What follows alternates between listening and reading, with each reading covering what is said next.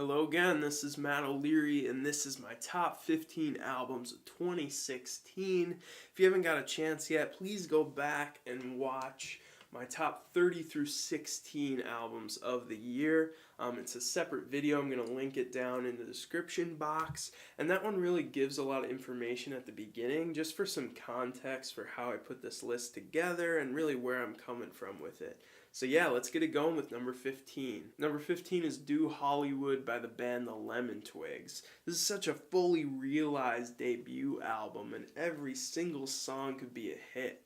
I also reviewed it about 2 months ago. At number 14, we're getting to the goods. It's an album that pairs the natural and synthetic worlds in a way that I haven't heard from any other album in a long time. It's electronic music composer Kaitlyn Aurelia Smith with ears. With her synthesizer, she's able to create a sound that at first replicates a gust of wind or wave crashing or the flap of a bird's wings, but then totally surprises you as something that's not organic at all. It's actually just a synth. It feels like the rich textures were grown from the earth itself, and the woodwind she throws into the arrangements add to that naturalistic feel. I think there are lyrics, but I've never really heard anything in English or done any research to try to figure them out. In this case, I actually prefer to hear nonsense syllables just because I feel like if I did understand any words, it would almost take away meaning or change the meaning of something I've already created and something I already really enjoy. This one's a dense and dramatic listening experience that requires repeated listens and a lot of patience.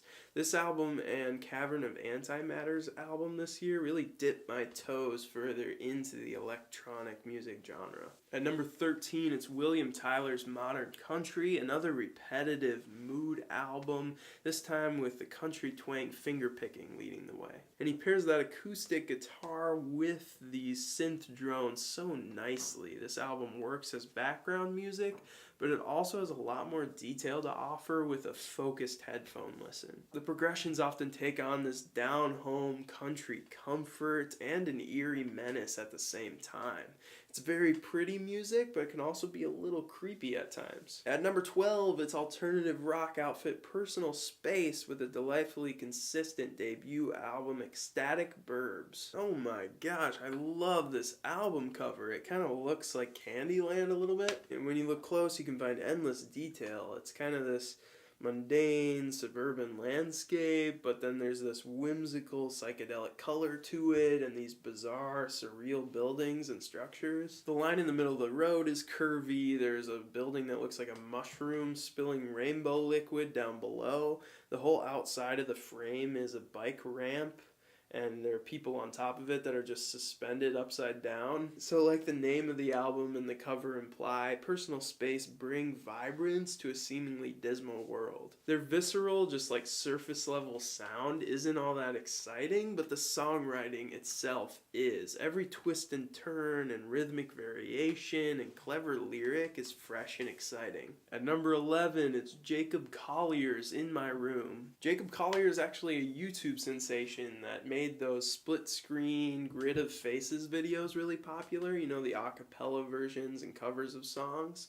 The world took notice of those, but Jacob wanted to record his own compositions to tape this year. He is definitely one of our generation's greatest musical prodigies at only 22 years old, and every sound on this album was performed, recorded, mixed, and I don't know, maybe mastered by him alone in his bedroom. The song structures here follow a contemporary format with memorable melodies and hooks, and his voice is just so soft and pure and pleasing. Your mom will love it. But it's also amazingly complex jazz with crazy vocal harmonies and insane atonal soloing, and jazz funk with bass grooves so sexy they could create babies out of thin air. When I hear In My Room, I think of Herbie Hancock, Stevie Wonder, a vocal band like the Manhattan Transfer, or even a modern band like Dirty Loops. He said he set out to capture a specific time and place with this album, all the genres he loves, and the bedroom where he makes it happen.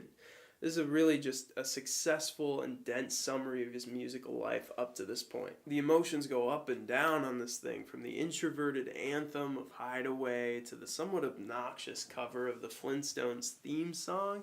He just had to slide one of his goofy covers in there. He's a machine who can do just about anything he wants with music. He's pushing boundaries with his technique and his use of technology to innovate. Jacob's got many great projects ahead of him, so keep an eye on this guy. Breaking into the top 10 of 2016, it's Bibio, an English music producer, with his 6th album, A Mineral Love. This is my first exposure to him. And this one's more about production than anything else. With as many times as I listened to it over and over again, I never grew tired of the modulated guitars or the vintage synths. The two bookends of this album, the first 4 or 5 songs and then the last 4 or 5 tracks, are really solid. I love them.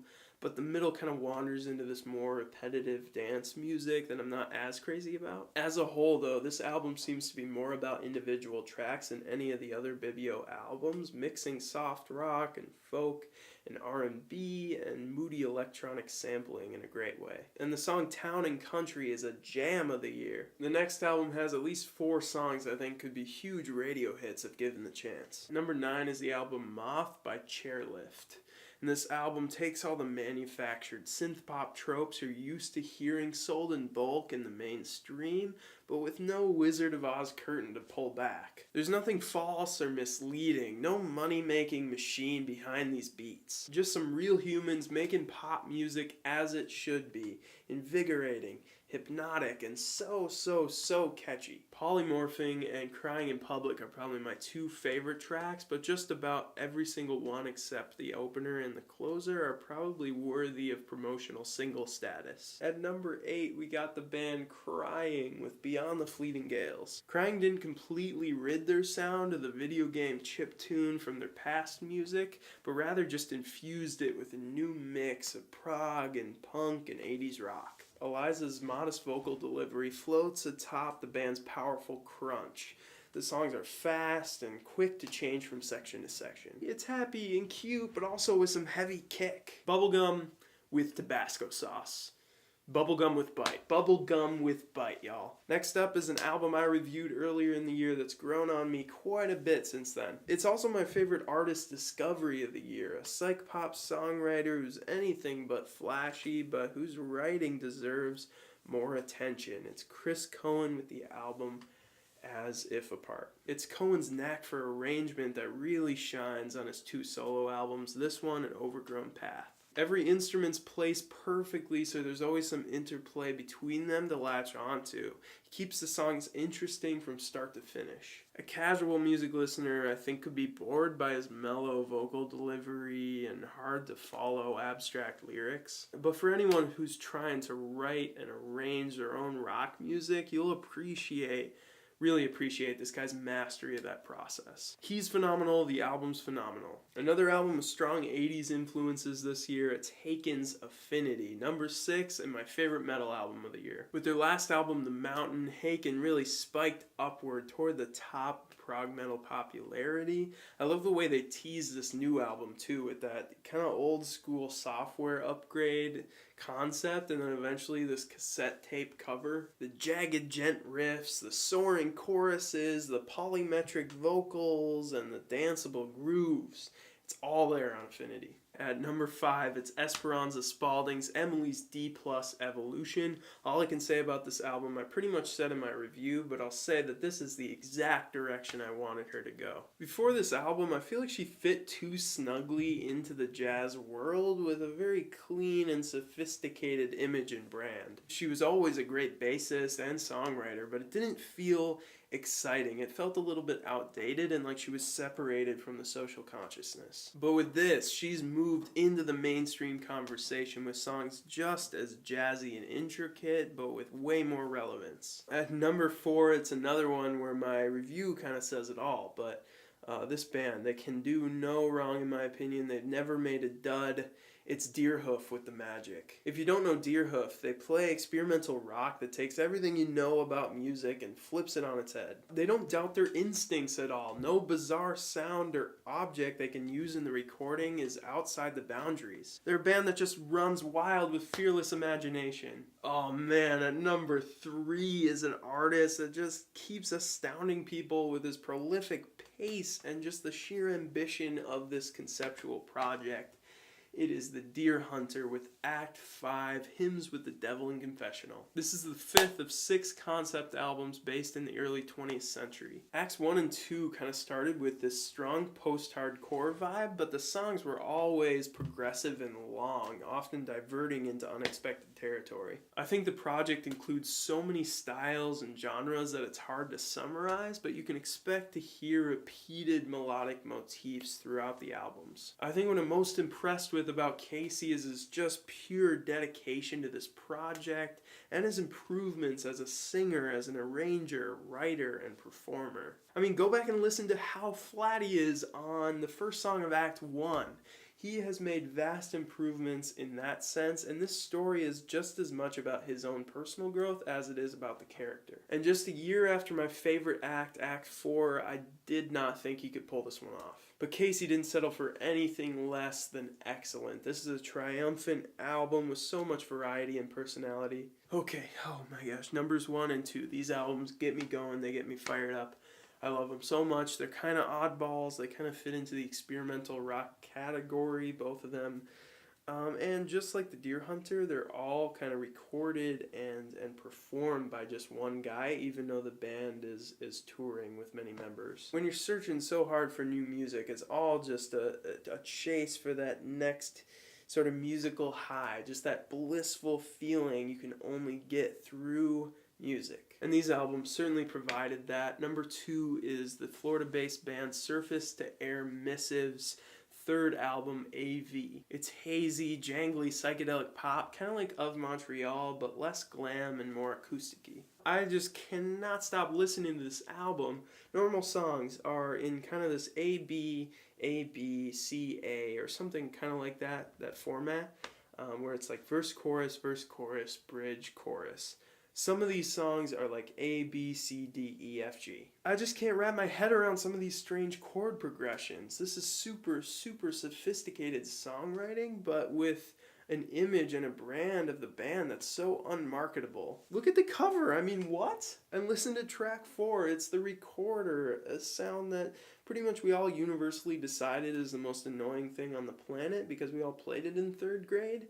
And they just create this almost unbearable dissonance with it. It's so bizarre, it's so weird, it's like the antithesis of radio-friendly. But as discordant and awkward as this album can be, there are also moments of transcendent beauty, where sunshine pop and the 16th century minstrel sound collide into perfect harmony. This juxtaposition is so captivating. This album is truly, as cliche as it is, a diamond in the rough. After maybe my 3rd or 4th listen through the number 1 album on this list, I knew it was going to be number 1. It's Kieran Leonard with Grapefruit. Almost everything great I said about the last album kind of applies here, but this one is so much more impassioned. This is an intense listen, pretty rough around the edges, pretty abrasive, but it doesn't sacrifice good, catchy melodies. You're gonna hear male and female vocals on this thing, Gregorian-like chants, some impressive guitar noodling, wistful strings, and a brash and punky rhythm section to back it all up. Kieran's raw talent is off the charts. This album doesn't feel at all polished or contrived. It sounds like the songs were recorded at 2 a.m. when they were written for the first time. It pushes me out of my comfort zone in many ways, like thematically with the lyrics on a song like Pink Fruit, or musically with just the overall aggression or the almost oppressive noise. I've giggled to this album, I've cried to this album. No other album impacted me as much emotionally, and that's why Grapefruit is number 1. Oh man, thank you so much for watching this video and making it through this long list. I really appreciate it. I really enjoy making these videos. I want to keep doing it. It's the comments, it's the discussion that I love about it, and it's what makes it worth it. So thanks again.